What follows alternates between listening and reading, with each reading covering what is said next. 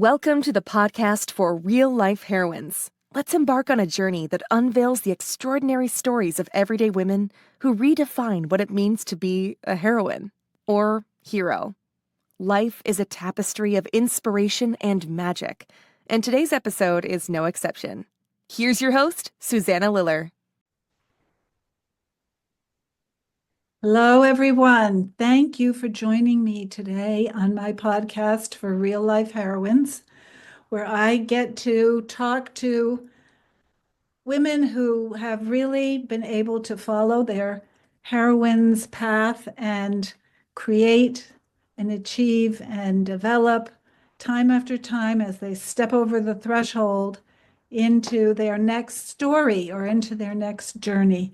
And I can't quite believe that the stars and the archetypes have lined up to give me the gift of sitting with Dr. Carol Pearson. Carol Pearson, welcome, Carol.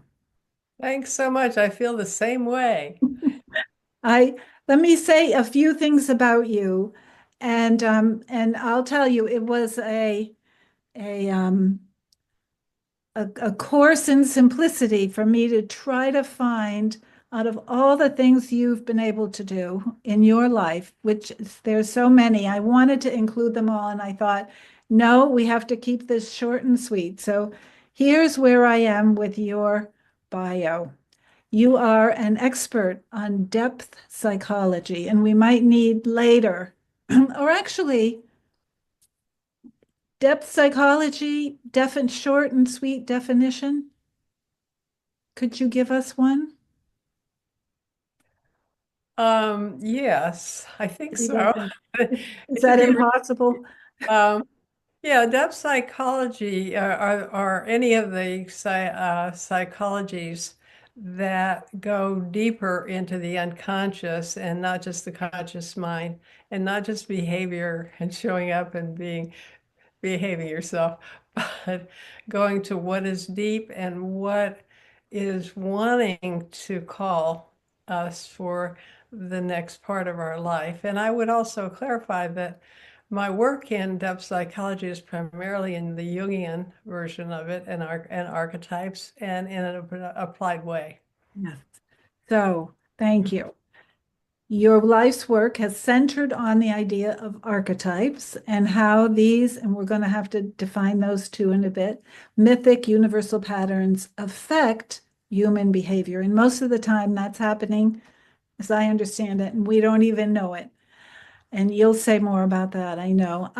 You are best known as a professor, higher education administrator, executive, and author of books. And Carol and I were trying to think how many, and she said she thought about 10. And I'm going to share with you the ones that I've got before I even got to meet her, that apply this archetypal psychology to personal and organizational growth and development. Most notably, she has developed a 12 archetype system. And these books deal with that. And let me just explain to you, when we say that she's been in higher education, definitely first Rice University of Colorado, graduated from Rice University, and University of Colorado English professor, founding director of their Women's Studies program, and then University of Maryland, first director of Women's Studies program, Goucher College, vice president and academic dean, which was then a women's college, and then 2009, president of Pacifica Graduate Institute in Santa Barbara, California, and also got your Doctor of Ministry degree. And it's interesting because, as you were explaining, Carol's whole biography, she has it on her website, carolspearson.com, and she organizes it by the archetypes that were speaking to her at different parts of her life. She talks about getting ready to leave Pacifica and got a call out of the blue And it's interesting, I use that phrase too. I bet she would tell us that that's an archetypal urging. But from Harper One, which offered her a contract to build on the other books she had written about the hero and the hero awakening the hero. And this one became Persephone Rising, awakening the heroine within. So all of you can understand why I'm so drawn to this woman, Carol Pearson. But I'm particularly now telling you this because in that same part where she's describing in her biography where she's come along the path, she says that she has been an advisor and a mentor to those who utilize her 12 archetypal theories and models. And particularly, she talks about Patricia Adson having been one of those with her brilliant books on psychotherapy and coaching. And Pat passed away in 2020. And I bring this up because Pat is why I'm here talking to Carol, because I was at the Hudson Institute of Coaching in Santa Barbara in 2007. And Carol, is that when you were at Pacifica? Yes, it was. Yes. Yeah. So what happened to me was I had to come up for my white paper that everybody then had to do for Hudson by the end of the year. It's a year-long program. And it was summer. And some of my colleagues had already done theirs and I hadn't even started. I couldn't even think of what to do it on. And it had to be, how are you going to affect the world of coaching? How do you want to do something that would make a difference? And I didn't know. And then I live in Maine. It was August. And my girlfriend called me up one evening and said, you have to come to the Camden Public Library and hear this woman talk about how the Wizard of Oz is a hero's journey. And Wizard of Oz has always been, and this woman knew, what particularly favorite story of mine for the ruby slippers, being the intuition and everything.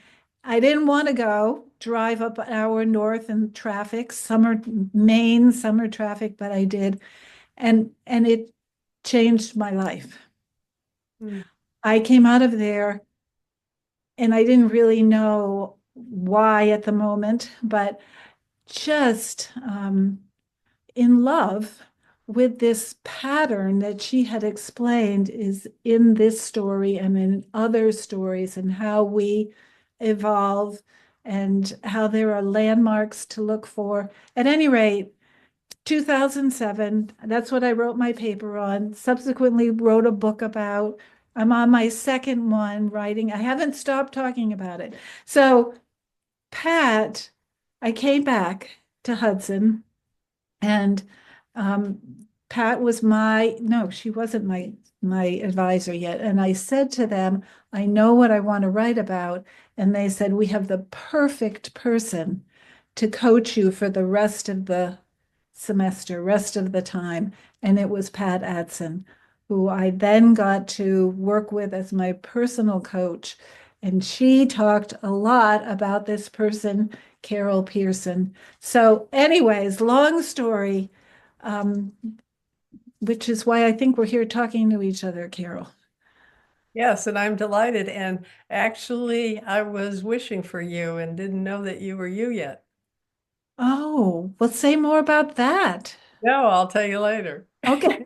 Maybe later I'll say it here. Okay. Well, No, so I know I should do that. Actually, I'm looking for the right people who do coaching. oh, well, And in terms of being able to send people to them ah, and doing coaching in this kind of way. wonderful. That's why. Well, I have certainly used all your books. So let me just say that I have Magic at Work, and this is using the archetypes in your work setting. I have The Hero Within, 6 archetypes we live by. And all of these will be in the show notes with all the information as well as Carol's website. Awakening the Heroes Within. And this is her 12 archetypes to help us find ourselves and transform the world. What Stories Are You Living is what she and, no, she, and not Humar, but Carol and Humar put together an archetype indicator called the PMAI, where you can go and take a quiz, a 3-page, maybe 4-page quiz to show you what archetypes are active in your life now. I use those with my coaching clients. And then this is my most recent one that I got from Carol, Persephone Rising, Awakening the Heroine Within. So yeah, 10 plus or minus books. I have a lot of them. We want to talk, I think, mostly about Persephone Rising. And so this is where I turn it over to you, Carol, because I know we've been talking about, well, what are the main things we want to talk about? And you had a pretty clear idea after you meditated about it this morning, right? Yeah, I did. And what my question was, and I think it came from you, what do I think women need to be hearing right now? Yeah. Yeah. Yeah, just as starters. And that also taps into what do I need to be hearing right now? Right, right. And me. Yeah, yeah. I loved hearing your story about how you got interested in this. Mhm. But it's interesting too, Carol, because as I've read what you've written about what you think we need to be hearing now, and I'm thinking I've always so been dependent on telling the Campbell story, even though I've adapted it to women because they don't want to hear about all those ancient Greek males and what they did, which he used to Mhm. example, tell the examples for his story. Um, but I don't know. I don't think I can just let go of it all. I think you have some ideas about that, that your book, the Persephone book, was really in response to that more male version of the journey, correct? Yeah, absolutely. And what I tried to do, and by the way, I'm a great fan of Campbell's work, and all the wonderful ways that it can be used in the films that have come out that utilize that great story. But for me, I also wanted to think about the hero's journey. And when I was thinking about the hero's journey, I meant heroine too, but some years ago, heroin sort of conjured up The drug. romantic women in fancy clothes, or Right. or are tied to the railroad tracks, all those kinds of things.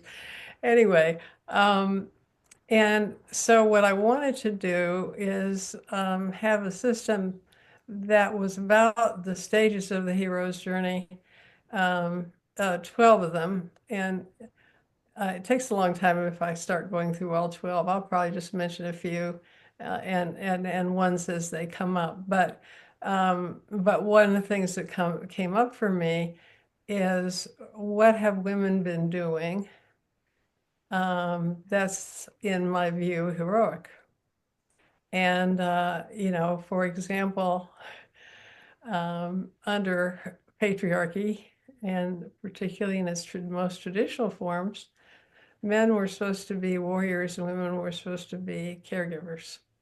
That was, you know, Nurturers, caregivers. characters, and by that I mean the archetypes are like are stories, and so the caregiver's story is like something happens and somebody needs something, and your heart goes out, and then you want to help them, and then there's energy there to show up in that story that gives you a kind of a boost. And in the warrior story, which women need to, and absolutely many have in our time. There's a boost that's it could be it takes a couple of both of those take many forms, but for the warrior archetype, there's danger in some way, and fear is aroused, and it could be to protect somebody, it could be to decide to go to war. But nevertheless, that story provides a kind of energy to go do that and to have that kind of intensity and courage. Although I also should say that it takes a lot of courage to live the caregiver story too. Yeah. I'm at an age where many of my friends have nursed their husbands through, forever, and and so those are just two of the examples that I would use. But I was trying to think of the stories that women live as well as the stories that men have been encouraged to live. And of course, ideally, as one of the reasons I did my bio is in different parts of my life I had calls from different kind of stories. And I'm finding the more I work with these stories that the more advanced people are, kind of evolved, the more those stories get integrated. So having used the example of caregiver and warrior, the kinds of warriors we typically idolize are the ones who are doing everything they're doing for others. And they're the soldiers who are carrying the sick kids somewhere, and just the caring is there. And for the caregiver, one of the key things to do to become whole is to say no and to stand up for oneself. The boundaries, No, I'm right. not going to give my life away to everybody who asks for it. And so Well, that more and more I'm aware, and it's not just, sometimes I work with pairs a lot, but it could be other archetypes as well. And for example, right now we've just we had an election, we had a new administration, and one of the things I've noticed is that that the ruler archetype is taking charge, being able to run things. I do a lot of work on leadership, by the way. yes, I know. And so then there's but to be a really good ruler, particularly if you have major responsibility, it's good to have the caregiver and the warrior kind of married Yeah. beside Can yourself. I ask you though, just moving backwards a bit, you said archetypes are stories. So, and they have energy to them. And can we say then, I know that Jung had a lot to say about the collective unconscious, that there's a part of us that keeps these stories, that knows these stories because they've been with us thousands of years. They're told over and over and over again, like the hero's journey story. But you said they have energy. And I think that's a big point that you make, that they can call to us, that energy from the collective unconscious can call to us. Can you explain that a little bit more for people who might not be? And I'm just learning still about archetypes. I have so much to learn, but am Yeah. I saying that correctly? Absolutely, you're saying it perfectly. I mean, the reason we know, or that Jung argued that we would know that a story was an archetypal story, was that in every time, in every place, in every culture, people have told those stories, lived those stories, and you see it in art, you see it in literature, you see it in drama, you see it everywhere, architecture. Some of them you see in nature. And the unconscious part of ourselves is has access to all of them. Right. And then the nevertheless, so it can they can emerge. Um, they can emerge by being unhappy and being sort of aware of, well, what else? I don't want to live this. Um, and it could then be, it is a, a task of actually noticing what is beginning to call you. It could just be a rose, or a rainbow or something somebody says, and you overhear it and somehow it makes, there's resonance, or a person that you find that you admire. Um, and so that's that's part of the process, that you can be alert to what might be calling next. Right. And it's really true in transition times. And if you know about them, if you know these 12 archetypes and their qualities, then the chances are that you're going to notice them when they're knocking on your door, so to speak, right? Absolutely. Yeah. And in truth, any system that gives you words. I mean, the 12 that I work with because they're healthy, positive. They can be negative in their expression if it's very primal and undeveloped, but nevertheless, they're healthy and lead towards success and happiness. Nevertheless, right now I'm really fascinated with the sadist and the masochist. Mm, That would be an example of, no, we don't want to call. We do not want to call from our sadistic or masochistic sides. But even there, it's nice to have a name for it if we find having some feelings of enjoyment about somebody else's suffering, e- even when we're mad at them, right. Yeah, or sort of finding some satisfaction about being victimized because can feel virtuous. And so starting to be aware of those. So the 12 I work with are particularly ones that we would want to say yes to the call. so I think it might help, and you could probably just reel them right off, or I could read them from your book. Well, either way. Why don't Uh, you reel them off, just so that people know what we're talking about? okay. Innocent orphan, caregiver warrior, seeker lover, uh, seeker lover, creator destroyer, ruler. Um, well, I do it two different ways. Magician. Yeah, ruler, magician, and sage, and fool or jester. And as you said, each of these has their shows up in a can show up in a good way, and there can also be kind of a shadow side to each of them. So Yeah, and and also the shadow side can be created. Jung talked about, we all have a shadow, and it's what we don't want to see about ourselves. And um, so we hide it from ourselves. right, And yeah, right, and that can mean that it doesn't grow, it doesn't evolve, it doesn't grow up.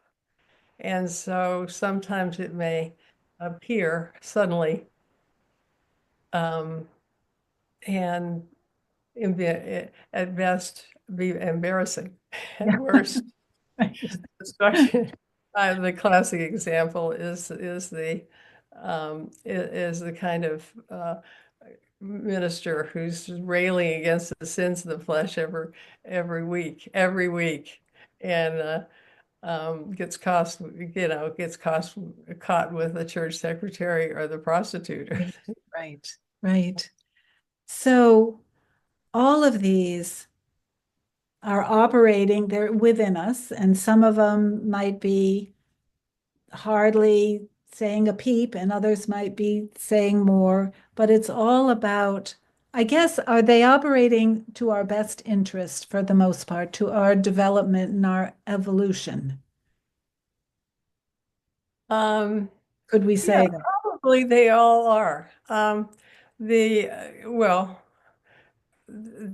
but there's an advantage in, I mean, with this work, Jung's work really, is get a name for it because the likelihood is better that these archetypes are going to be expressed in a positive way if you're aware of them. And then you can make decisions based on your values and your morality in how that you express them. Hmm. Because they do pull in certain stories that you might not agree with the expression that they might initially want to have. Yeah. And you might find yourself in a situation because you weren't aware that you wouldn't want to be in. And Absolutely. yeah, I'm pretty sure that has happened to me more than once. Yeah. So, Carol, part of the question I always am asking myself, because I chose the archetype of the hero's journey, which I quickly called the heroine's journey because I work with women.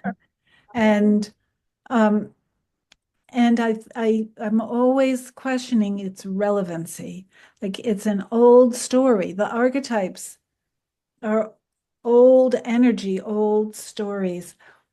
Here we are today in a kind of crazy world. What's the relevancy to take the time to get to know these archetypes? You mean the mythic ones? Yes. Yeah. Well, could I do an example from Persephone Rising? Yes. Yes. Okay. So Uh, Persephone's an ancient myth. yeah. Yeah. Now, in Persephone Rising, since I think an advantage that women have right now is that we're more androgynous than a lot of men. There are plenty of men that also have their feminine integrated with their masculine. It's, thank goodness. And there always have been. But uh, so I talk about four different archetypes, archetypal mythic figures.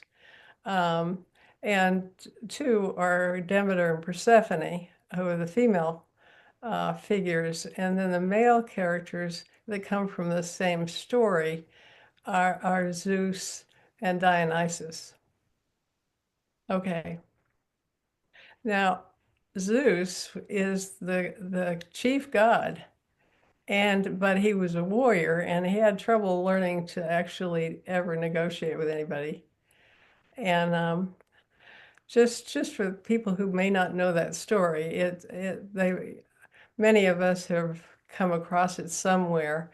Persephone is a young goddess, and she gets abducted into the underworld by the Hades,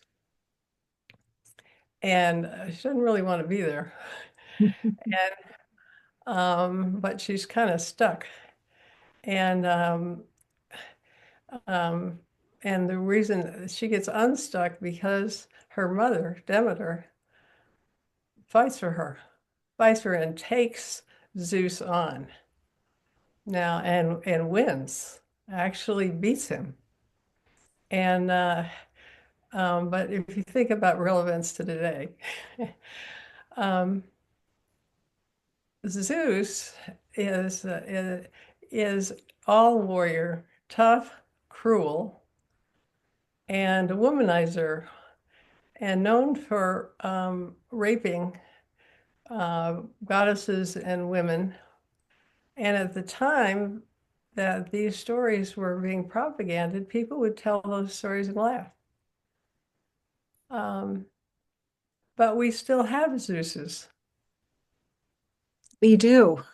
We still have Zeuses. It's perfectly relevant Well, today. I think about the whole Me Too movement, for example. and my brain just went to the guy in France who had people come rape his drugged wife.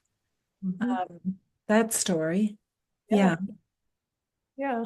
But here's a woman from today, a young woman who is really upset about all of this, that how the patriarchy has taken so many things that they thought they were going to be able to have. And what do you tell that woman who, how does it help me then that I know this story about Persephone and Zeus? And I guess what you're saying is, well, I just told you that Persephone's mom stood up for her daughter and changed the course of history with that particular myth.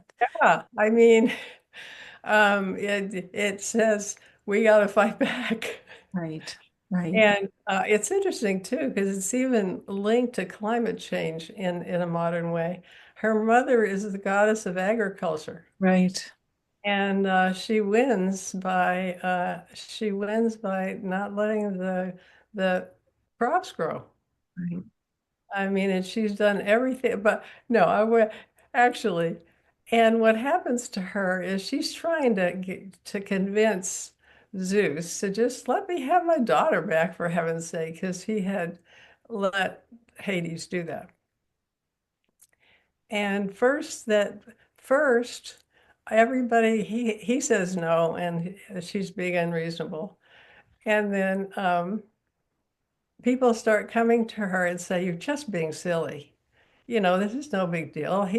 Zeus said it was all right," and she won't listen to him. And then they start coming to her and say, "You know, he's going to come down on you. You know, this is not safe. You just can't do this." And it's making everybody else uncomfortable. Um, Now, within the last couple of days, within the last couple of days, I thought of Zelensky as Persephone. Ah, See what I'm saying? He was getting beaten up he and was eating with with Zeus. those kind of guys. Um, Interesting. and I don't want to offend anybody, but nevertheless, that's what I see. Yeah. And um, and then we've got Elon Musk. Well, the other male archetype in that story is Dionysus. Now, Dionysus is a pretty good guy, actually, in the story. I mean, he would come and take it women who live a very circumspect life and limited lives and go out and just dance wildly. But nevertheless, you wouldn't want him to be in charge of deciding how to decrease um, the cost of the government. He was Uh, more about having fun. Yeah, it's sort of a Yeah. little Elon Musk-like. Now, I'm not saying that to influence anybody's politics. What I'm saying is this is how we know it's current now, that we can see people kind of like that. And let me ask you this. So here's what I also think is going on here. So anybody could say, and we're hearing it all over, resist, resist. If you don't like it, resist and stand up for what and protest. But I think this whole understanding of the archetypes, if you add in the archetypal energy and you tell stories based on those old stories, there's more energy to it. There's more, somehow we're calling on that collective unconscious to work with us to have put more power in it. Is that right? Absolutely, absolutely. And we have more archetypes than right now in our culture. We've been told we're living in a culture war. Well, so the warrior archetype has just taken over. Mm. And so we just think like that. They're bad, we're good. We're, the whole thing, enemies, friends. Um, and so Demeter didn't actually, she couldn't take Zeus on in a war. So what she did was to explore what could she do. With her gift, with her. Being And I think part of women's history is that for a lot of patriarchy, women didn't have a lot of control over their lives, but they learned to be smart. Oh. And it had to be, and you couldn't, um, now in a situation where fact checking is considered a bad thing to do, women have not had the luxury of believing lies. They could tell them, they could speak it back, but they had to know what was what. And also to be much better at human psychology than many men were, and many men are now, to be able to understand other human beings. And I would say to interact with and talk and communicate with other human beings. So I'm going to ask you, and I hate it that our time is going. So for you to talk to us with your extensive knowledge of psychology and the archetypes and all the teaching that you've done, your advice for women now, I mean, I would say, what's the heroic thing for women to do now? But heroic is not a good word to use. I've learned because so many people have a different picture and vision of heroic. I'm always telling women, you're on the heroine's journey. That doesn't mean you're landing planes in the ocean or you're, Superman or Wonder Woman. It means you're doing something courageous for you. So what would you encourage us to do as we go forward? I think um, I think trusting that there is always something I can do. Trusting that and having the sense now that for some people that might be politics, for a lot of people it would not be that at all. But what can I do? I mean, I was at the gym the other day and a younger woman came over and helped me with something and that I didn't ask for help. But what I noticed is we were all being nice to everybody because kindness makes a difference. It's Yeah. when life is getting cruel, the more we just walk around being kind. So I think some of it is the calling of what does call to us, what archetypal story does call to us in any part of our lives, but also when we need to resist. But not necessarily in a way that somebody else has created for us, but just what is our way. Right. And it could be not to compare. It could be very different from whatever anybody else is doing. And of course, we would suggest that they learn about the archetypes. And so what's the best way for them to do that? Would it be to take your Pearson Mar archetype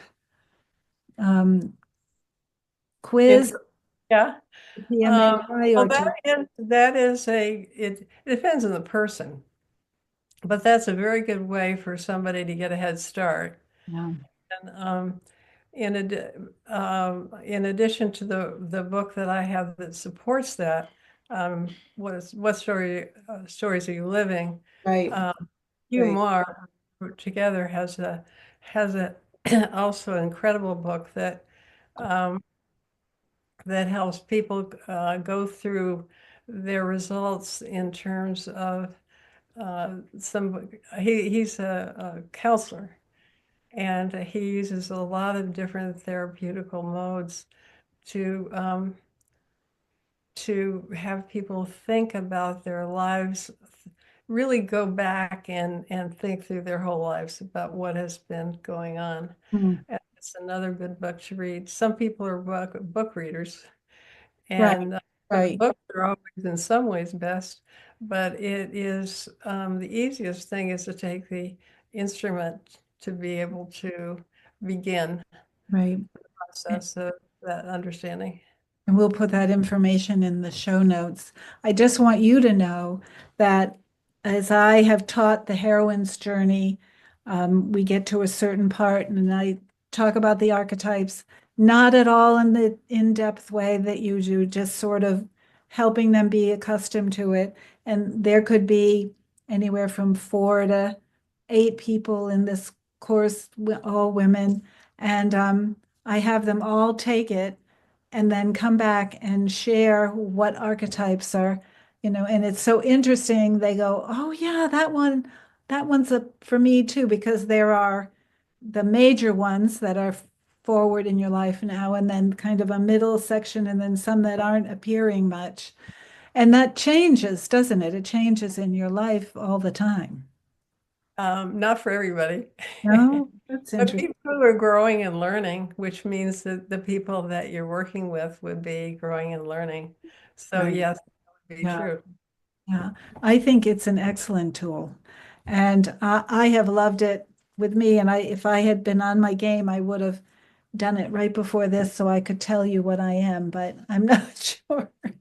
I'm not sure. I haven't done it probably in 3 years or so. You've read all those books, so you could probably just look at the list and you probably know. I know caretakers in there, and I bet so many of the women that I coach, they, would raise their hand for caretaker too. But now that I'm in my 70s, I think sage is definitely, and we still calling sage sage? Age, yeah. Yes, For very few, I changed them, and some books just it's because of the reader, the subject, and the reader that it's changed. It's a little bit different in the book on branding. right. On branding, right. And that's a whole nother one we haven't talked about. Well, I'm going to have to let you go and have the rest of your day, but I have one more question for you. Um, and that is, there's so much information that we've talked about today, and maybe a lot of it is new to people, but and people are busy and they're listening, and then they go back into their work after they hear this. What's one thing you want them to make sure they hang on to, that they don't forget from this conversation we've had today?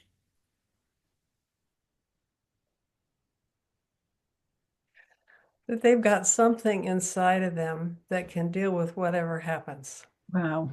and that is in their personal lives and their collective lives, and whatever they call it. It's great to give it a name. When you feel an urge to feel I should or I can, I know I can. Um, and it doesn't have to be the 12 archetypes. It doesn't have to be anything other than that to really change a life. Mm. And that's so I was going to let that be the last thing, but I just want to clarify. So that could be your intuition, another name. It could be the still small voice that the Bible talks about. It could be your higher self. Mhm. Yeah. Yeah, But to just know that it's there is what you're saying. just a desire, Yeah. Hmm. just a desire, and then which is it can be tricky, but to elevate the desire into its bigger meaning. To pay attention to it, that it's not just making noise, it's there for a reason and you need to hear it. Yeah, I mean it could be a dress, but what calls me about that? What is the story of that dress? Right. Um, it could be I want a boyfriend. Well, why? Well, because I don't have enough love. Oh, is there other love? Yeah. It's a thread to follow. Thread to follow. Yeah. Right. Well, Carol, Dr. Pearson, it's just such a gift, as I said, to have you here and finally getting to talk with you. And I'll tell you, the last time I talked with Carol, well, not the last time, but I've clearly in my head, I see us sitting at a picnic table on the beach in Santa Barbara, talking about all this stuff. And it was remarkable that my thread led me to her. Yeah, and now to you. So thank you for spending this time with us. And thank you for spending this time with me. And again, we'll put everybody listening, all the information you need about Carol Pearson, you will have in the show notes. Thank you all for listening and spending the time with us, and hope to see you again next month. And in the meantime, be well.